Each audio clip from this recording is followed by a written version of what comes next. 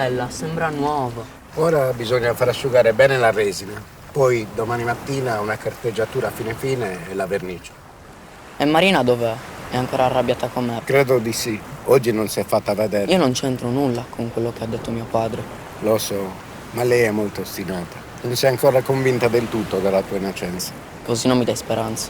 Ma no, non puoi neppure immaginare come si è arrabbiata con me quando gli ho confessato che da giovane ho causato molti danni ai posidonieri. Tu? E come? Ancorandoci sopra la barca, ma soprattutto con la pesca a strascico. Ogni giorno eravamo chilometri di costa, distruggendo le praterie di Posidonio, strappando via le piante e danneggiando la nostra stessa attività. La pesca? Sì, i giovani di moltissime specie di pesci, crostacei, molluschi, ci crescono al sicuro dai predatori e una volta grandi si possono pescare in mare aperto. Marina non mi ha parlato per mesi, ma poi ha capito che lo facevamo per ignoranza e così ha deciso di lottare contro l'ignoranza. Io gli ho dato una mano finché potevo e alla fine lei mi ha perdonato. E se ha perdonato me, puoi farcela anche tu.